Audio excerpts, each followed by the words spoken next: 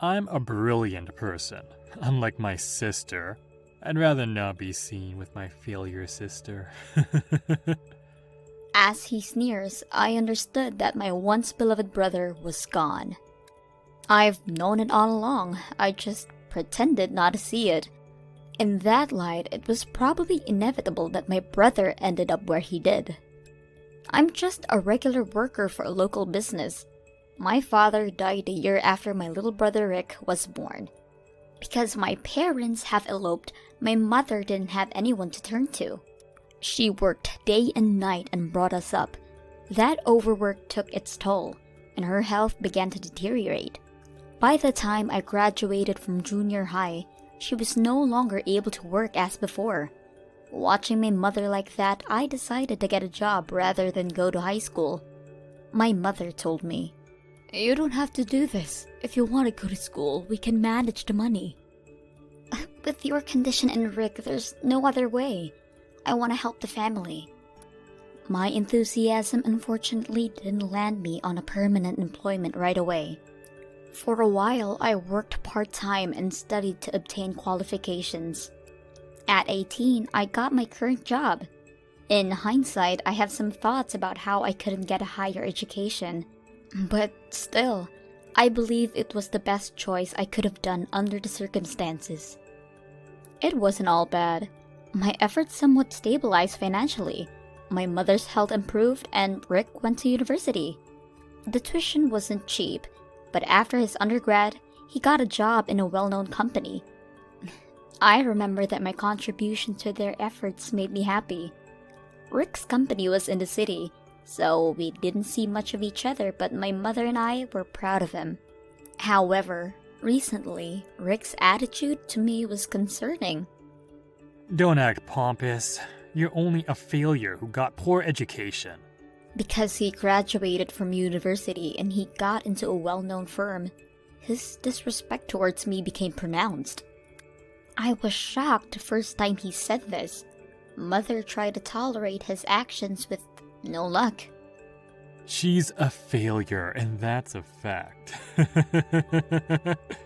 No one could mend his way with such words. True, I felt inferior next to Rick, but that doesn't mean I didn't feel sad to hear it from him. I tried telling him how I felt, but that didn't change anything. It even made me wonder if he was like that to anyone. A lot of times I couldn't be there for him. We were both busy in our own ways. Him being a student and I working full-time. I couldn't help but feel that it was my fault that he would lash out at me. I'm getting married. It was then when Rick suddenly came home and surprised Mother and me with the announcement. He didn't seem at all fazed by it. Rick never really talked about himself. So, of course, we never knew he had a girlfriend. Mother got all giddy, asked him about her, how the wedding would be planned, their future. Although, annoyed Rick answered them. Her name was Erica. She works in the same office as him. She asked him out first, etc. Unlike of him, he seemed a bit embarrassed like a young boy, and I felt somewhat relieved about it. My happy mother decided to celebrate by ordering nice sushi for the three of us. She doesn't drink, but suggested to loosen up and enjoy some booze. After a lot of shots, she blacked out cold. Although sober Rick seemed tired as he was leaving, he said to me, Tell Mom that the wedding invitations will go out soon. I acknowledged and replied, Yeah, we'll both be there. I congratulated him on his marriage, for I was really happy for him. I couldn't wait to see the big day. My brother, though, had a different thought. I'm only inviting Mom. He was irritated as he said this. Even though we weren't close, it hadn't occurred to me that he wouldn't invite his own sister to his wedding. It felt as though time had stopped. Never mind. I'll get in touch with more details. He went out the front door and I just stood there, stunned. A few weeks later, the wedding invitation arrived for Mother and me and I was relieved. But the very next day, I got a call from Rick, and the reality hit me hard. You can come to the wedding, but don't sit with the other relatives, okay? What do you mean? I've told you many times before. I don't want people to know that I'm related to a failure. My supervisor would be there at the venue. I have a reputation to uphold. I was to sit far away from my mother. Of course, I needed to look my best for the big event, and I wasn't to talk with other family members. I couldn't believe my ears. I was angry and confused simultaneously. If you can't agree to my terms, I can't have you at the wedding. I'll give you some time to think, but think fast. He hung up the phone after the one-sided comment. My first thought was, screw you. I'm your only sister that cared for and nourished you.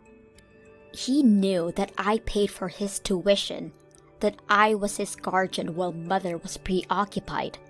My anger was justified. What with all his snide comments up to now and his rudeness in this case, I contemplated on not going.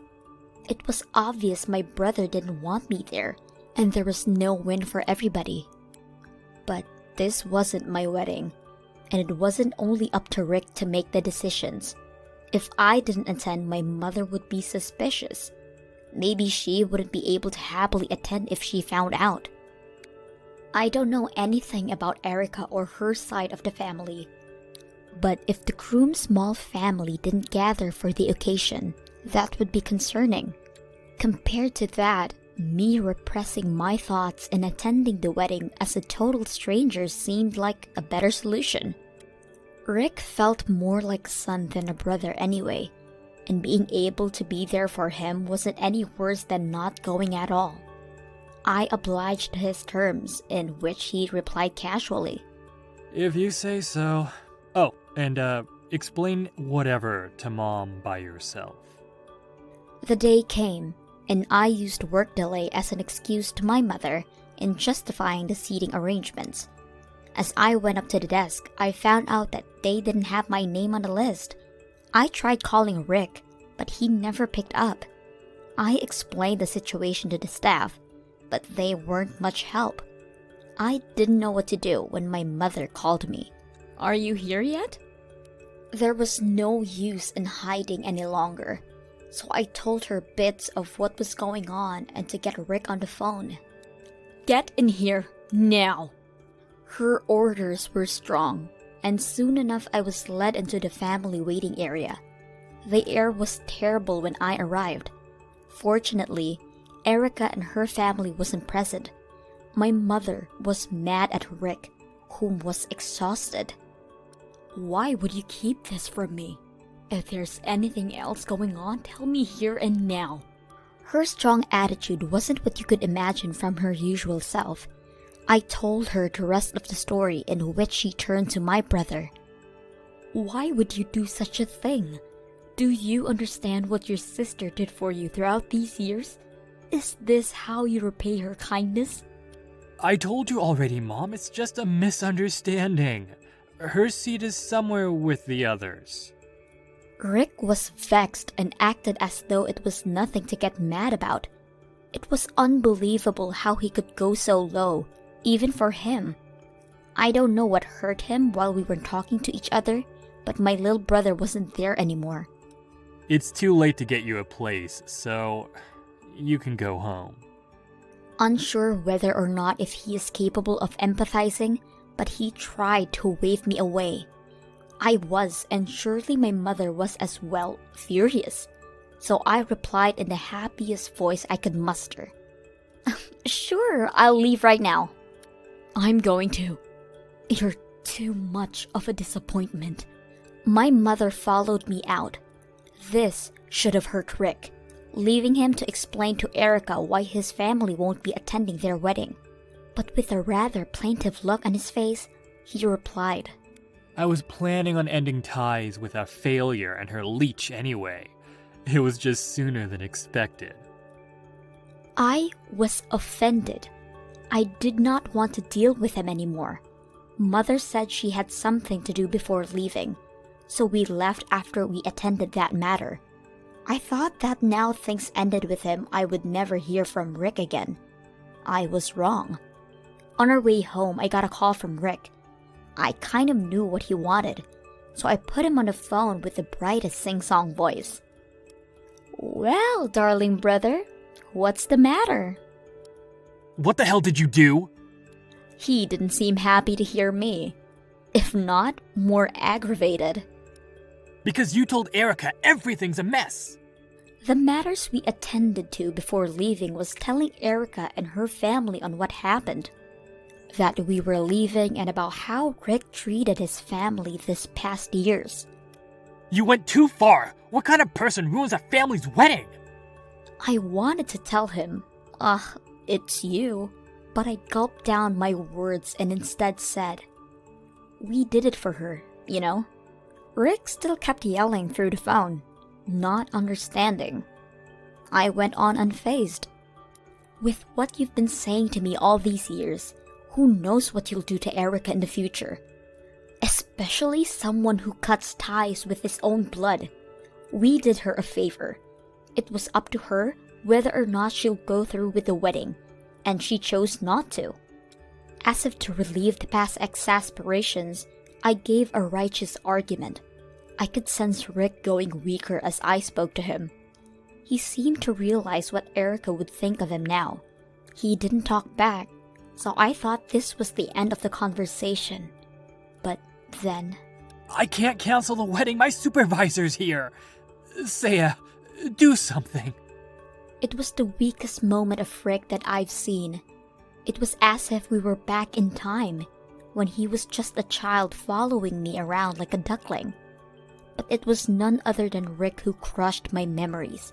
To him, what was given by others was his right, and he threw it away when it became unvaluable. Even though I was his sister, I wasn't a kind enough person to help someone like that. So with my best smile that day, I spat at him. "Why don't you do something yourself, if you're so brilliant unlike your failure of a sister?" I hung up on him and turned off my cell. We heard that the aftermath was terrible. Erica canceled the wedding, apologized and explained to everyone who came, then stormed off. Rick was blamed by all who attended, and the engagement was off. Rumors spread to his friends and colleagues, lost his place at work, and ultimately quit. It's said that he's doing odd jobs to survive. Feeling some guilt, Mother and I went to apologize to Erica and her family, but instead, they thanked us for informing them. I, for one, finally let go all those feelings against Rick and living happily in my hometown with my mother.